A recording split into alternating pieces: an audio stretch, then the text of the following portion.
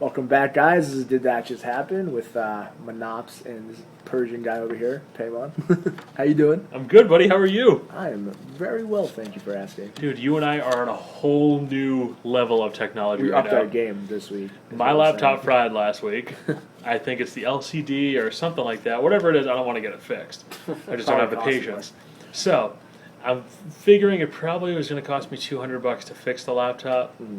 So, it just makes more sense, clearly, naturally, for me to go out and buy an iPad. Why not? That's what I would have done. The cool thing about this is we've gotten some feedback from some of our listeners saying, we can hear the echo in the background of you guys talking into each other's mics. The cool thing about this is we record directly onto the iPad. The thing's got a built-in mic, Monops. Dude, no mics, no echo. We're good to go. So we're going to be doing this. It's going to be a lot clearer, which is good because Matt and I we're on the verge of making this thing like super official. We're going to have our own domain. Don't quote us yet, but it's going to be didthatjusthappen.com. Hopefully didthatjusthappen.com. And then we're going to start taking this to local businesses, things like that. If you know of anybody who might be able to benefit from advertising with us, please let us know. We have almost 350 fans, and this is our 7th episode, so we're putting up like 50 fans an episode. Pretty ridiculous. We're popular, basically. Which we are the coolest dudes we are very popular. ever. So we're going to get started into it. Our last week's show, episode 6, it was up a little bit longer because we didn't get a chance to record last Thursday. But I think between the part 1 and part 2, it has almost 800 hits, which puts our last 3 episodes, 4, 5, and 6, at over 2,000. That's unreal. Thank you guys for the support. We appreciate that. 2,000. So we're going to hit into it. We're going to have some topics. We're going to do the UFC picks in part 2. Matt and I are 2-2 on the year on our picks. We're going to start out with the first half of the show is really going to be NFL based. We're going to start. Week 2 just happened. We got a couple teams that are 2-0, a couple teams that are 0-2. We're just going to talk a little bit, just see which ones are surprises, things like that. Monops, who's your biggest 2-0 surprise? I got 2, actually. I got KC and Tampa. I mean, KC beat San Diego their first week. Who saw that coming? Not this guy. I bet against it with real money. Oh, yeah, I bet. But the question I have with Kansas City is, do you think that the playmakers that they have, and they have a pretty decent defense, do you think that hides Castle's inability to really be effective? He has 1 touchdown, 2 interceptions, and a 55.5 QB rating. I think in his first game, didn't he throw for only like 80-something yards that game against San Diego? I do think, it does take away a little bit from Castle because, he's the quarterback of a 2-0 team, but it's not because of him. It's like in spite of him. You know what I mean? But I do agree, it is impressive. I didn't see the San Diego win coming. I actually thought Cleveland was going to beat them this past week. Who's your other big surprise? You said you had 2. Tampa. I think they're a big surprise because Josh Johnson is playing just amazing. He's 4 touchdowns, 1 interception, has a 95 quarterback rating. A guy that could not complete a pass last year. So that's really good. I mean, it was surprising. It wasn't, it's surprising and it's not. Yeah, you don't expect them to come out of the gates 2-0, but then you look, they played Cleveland and Carolina. Yeah, it's true. Still 2-0, though. Yeah. Better than the Patriots. Absolutely. They are better than the Patriots right now. I don't think they're going to keep it rolling. They have the Pittsburgh Steelers coming into town, who it seems like you can pretty much throw anybody in quarterback over there. Batch, Byron Leftwich, no big deal. And Pittsburgh's not even my big surprise. With my buddies, a couple of my buddies, you're one of them. We do NFL picks every week. Yep. I've taken Pittsburgh both weeks. Their defense is just strong. Especially you got a healthy Troy Polamalu over there. He's the anchor. He's like one of those people that every year before the year starts, people are talking Patrick Willis maybe for Defensive Player of the Year. You got to do something pretty special to beat Troy Polamalu. He's a freak. He's an absolute freak, and he's got $1 million hair. It's true. My biggest 2-0 surprise is probably, and it's only because of who they've played, is Houston. They have the talent to go 2-0 for sure, right. But beating Indianapolis, which is a team that before this past 2 weeks ago, they were 1-13 against, and then the game against Washington when they were down 17 with 2 minutes left in the third and came back and won it in overtime. So for me, they're the biggest surprise, not because, again, like they can't do it, because Houston's been waiting to break out for so long. Yeah. They have all the weapons. Their quarterback, he just threw for like 500 yards this weekend. Unbelievable. So they're my biggest 2-0 surprise. I do agree with you with Tampa Bay, yes, but Tampa, again, you look at their opponents, things like that, and you're not shocked that they won 2 games. Right. You kind of are like, whatever. Mm-hmm. They beat Cleveland and Carolina. Those are Right. toss-up games. Who's your biggest 0-2 surprise? I'm gonna have to say Dallas Cowboys and Minnesota Vikings, because obviously the Super Bowl is in Dallas this year. Everyone's like, "Oh, Dallas is gonna be in the Super Bowl. They're gonna be the hometown Super Bowl team," and they are 0-2. Who do you think is to blame for that? I think it's if you look at the offense in the preseason, their starters on offense scored 1 touchdown in the preseason, and they had. For me, it's the combination of Wade Phillips, Jason Garrett, Yep, and Tony Romo. I 100%. Those are the 3. Wade oversees everything. Garrett's the unofficial head coach. basically. He's getting paid $4 million a year for a coordinator job, which is insane. For somebody who's never been a head coach before, you look at Romeo Cornell, Yeah. Charlie Weiss. These guys have done it elsewhere.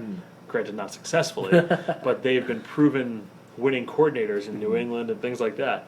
But Tony Romo is just, he looked terrible against Chicago this week.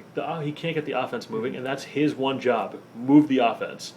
They backed up the defense. They couldn't win the field position battle, and that's why Chicago just tore it up against them. It was not really sad because I hate the Cowboys, but it I was wasn't nice sad. to watch. They have a good shot of going 0-3. They're playing the Texans this week. Again, I think that's one of those toss-up games. You don't want Houston to be like, "Oh, we're 2-0." Right. You don't want them to play relaxed because Dallas is going to be playing urgently. They start 0-3. They're going to, especially in that division, it's going to be tough for them to win 10 games absolutely. because you expect Washington to split, Giants to split, and Philly to split. You expect that in that division. Right. For me, the 0-2 team that's the biggest shock is Dallas. Yeah, I could see it. For me, it's San Francisco. This was San Francisco's year. They were going to win that West. They were going to win the West. They've played. That New Orleans game was okay. You're playing the defending champions, but you're at home. You're retiring Jerry Rice's number. This is the year. The offense played good. Alex Smith did great. Yeah. Frank Gore had 2 touchdowns and 120-something yards. The defense played fairly well until that last drive. With 48 seconds left, Drew Brees does a Tom Brady down the field. Yeah, they just kind of took a nap in the last 48 seconds. Yeah, that's all it was. But San Francisco should have beaten Seattle. Seattle's rebuilding. Seattle raped them. Yeah, too. It was 34-6, something brutal. Yeah, it was unbelievable. So for me, it's San Francisco.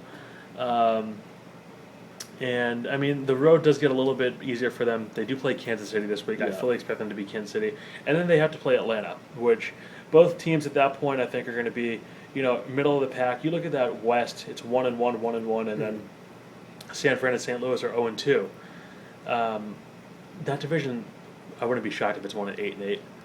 Possibly 7-9. You have the Seahawks will probably go 6-10, 7-9.